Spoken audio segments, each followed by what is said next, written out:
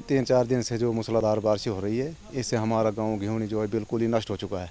सभी गांव जितने भी मकान बने थे वो सभी कोई टूट चुका है, कोई टूटने के कगार पर जा चुके हैं। हमारे माल मवेशी जो है उसी में रह रहे हैं, जान खतरे में डालकर। हम भी ऐसे ही रह रहे हैं कहीं दूसरे गाँव में जाकर। तो हमारे जाने के लिए भी रास्ता नहीं है, पैदल जाने के लिए भी रास्ता नहीं है। ऊपर से पत्थर गिर रहे हैं, नीचे से स्लाइडिंग हो रही है। तो हमारी सरकार से यही गुजारिश है कि हमारे लिए कोई रहने के लिए कोई सुरक्षित है। घरों में दरारें तो क्या, घर मतलब बैठने के काबिल नहीं है। मेरा गांव जो घेवनी जो हम 7-8 परिवार जितने भी हैं, हम 3-4 सालों से डिस्टर्ब है। और 2023 में भी यहाँ आपदा आई थी और लैंडस्लाइड हुआ था, तब भी मतलब हमारे मकानों को दरार आई थी।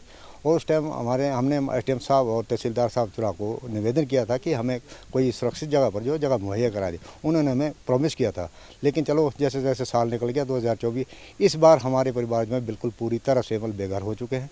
हमने एक सुई मशीन की सुई भी मतलब घर से नहीं निकाले। सभी कपड़ा जो माल मवेशी है वो हमारे घर में पड़े हुए हैं।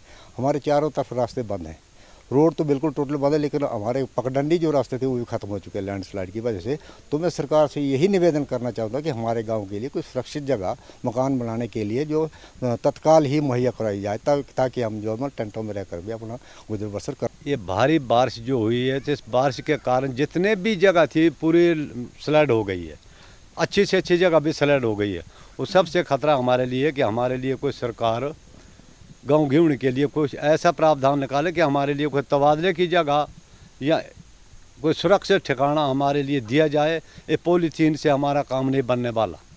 ये एक पॉलीथीन पकड़ा दी, उससे काम बन गया। ये तो बारिश में कुछ काम नहीं देती है, कुछ इससे कोई मतलब नहीं है। हमारे लिए कोई जगह दे दिया जाए जो कि स्लैड ना हो, जहाँ पर हम सुरक्षित रह सके। बार बार ना सरकार को इसका खमियाजा भुगतना पड़े, ना हमको इसका दुख दर्द सहना पड़ने की हमारी आदत तो नहीं रही अब, क्योंकि हमारी अब पिछले 10 सालों से हम इस आदत पे मजबूर हो चुके हैं। कभी दिन ऐसा आएगा कि हम पूरे के पूरे गांव समाज जाएंगे, पता लेने वाला भी कोई नहीं होगा, पता देने वाला भी कोई नहीं होगा। तो इसीलिए हम सरकार से गुजारिश करते हैं कि सरकार हमारी सहायता करे।